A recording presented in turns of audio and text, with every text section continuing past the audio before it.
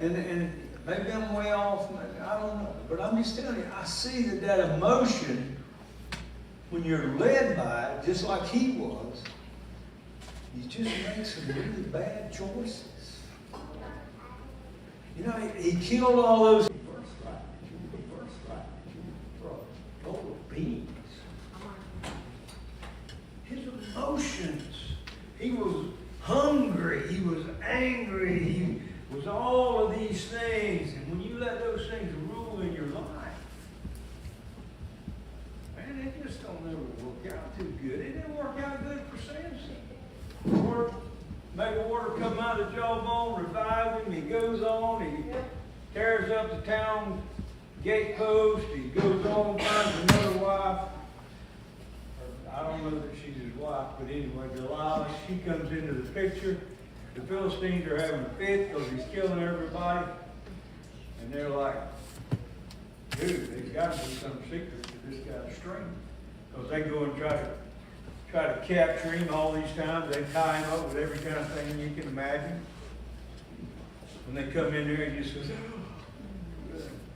you know, everything's tight with it gone. I mean, it's just, you know, it's nothing holds him. Nothing can. When you operate in that Spirit of the Lord that he had. But yet you see that because they got to her, and she just chewed on him, chewed on him, chewed on him. And never once in those 3 or 4 chapters did I see where he ever cried out to the Lord and said, Lord, I need your help. He just told me he was thirsty. He didn't really ask God to give him the water in the jawbone, but I'm pretty sure he just started whining. But that emotion, he ends up, he loses everything he's got. He ends up with his eyes burnt out, grinding wheat like a donkey. Even in the end, the Lord still had mercy enough to let his hair grow back. But the last thing he did was an angry emotion. And he pulled the pillars of the temple down and killed everybody there, including himself. I'm just trying to point out,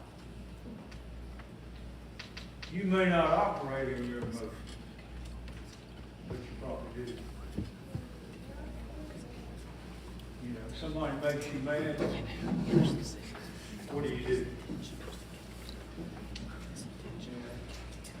Where do you go? Where do you take it? How far do you go with it? Do you forgive? I'm sorry, I didn't have that microphone. I hope y'all can hear me. I'm not good with the microphone. Ain't no better. Let's try the rest of that. But you did not learn Christ in this way. If indeed you have heard him and been taught in him, just as truth is in Jesus, that in reference to your former manner of life, you lay aside the old self, which is being corrupted in accordance with the lusts of deceit, and that you be renewed in the spirit of your mind. To be changed, the Lord is the catalyst for change here. You know, I've been a body man all my life, and we have stuff that we repair cars with, and most of the time there are 2 parts. One's a little more than the other, you know, as far as volume. But I can take one, and if I pour that out, I come back next week, it's still the same mess I poured out. If I don't put that catalyst in there, it doesn't become what it's supposed to become. I'm going to tell you, when you don't put Jesus where he belongs, you don't become what you belong to be. You miss it. You miss it. You're a miss in what you're doing because you're not thinking with your head, you're thinking with your emotions.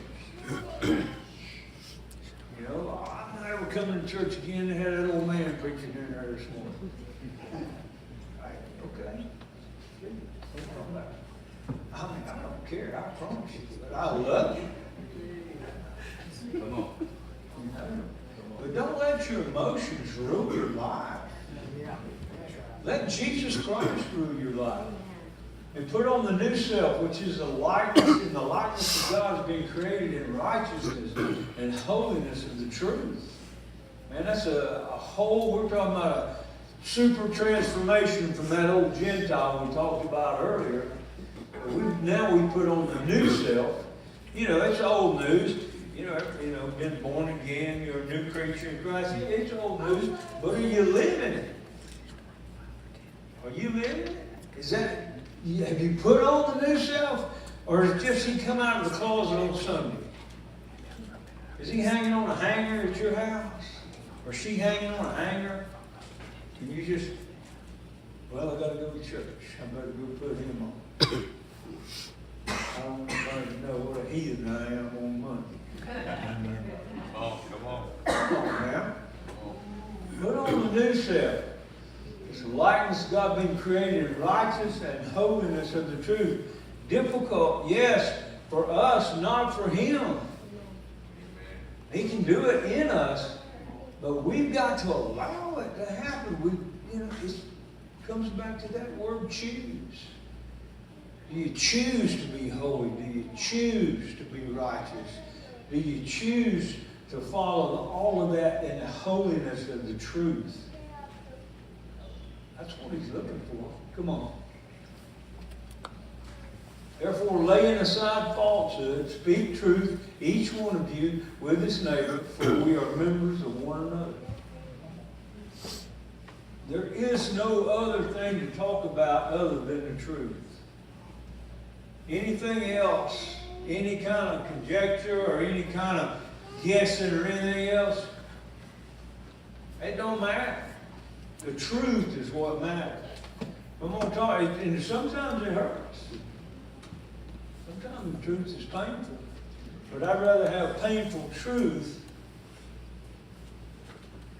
than lies that are going to destroy me later. I'd rather have that painful truth. I'd rather deal with it. I want to deal with I don't want to put my sin on. If I say, you know I've been sinning, I want you to bring me up here just like it. Church discipline says I'm supposed to be drugged up here. Well, nobody do it no more. You're supposed to go to me. If I don't listen to you, you get somebody else to go to get me. And if I don't listen to you, you drag me up in here. Come on. And if I don't listen to you in here, you say, get out. And don't come back. That's what the word says. See, you do, you know. I love you, but when the devil gets through with you, maybe you'll want to come back on. That's right. He's going to wear you back. Be angry, yet do not sin. That's the sign in my body shop on the blackboard. Written up there. I know that one very well. I use it quite a lot. I found I have to use it after I have an issue, but you know, it's easy, and I you know, you say, well, that's just impossible to be angry and sin. No, you know, Jesus did it. That's right. That's right. And I think that's the only reason He really turned the tables over at the temple, just so we'd have this example. Come on. You know, I mean, he was ill. But He didn't show any emotion that it's told about for me. He didn't like go off on nobody. He didn't cuss nobody out. He didn't beat nobody, I don't think. He just beat out, run them out. Don't let the sun go down in your anger. How many times, if you're married, how many times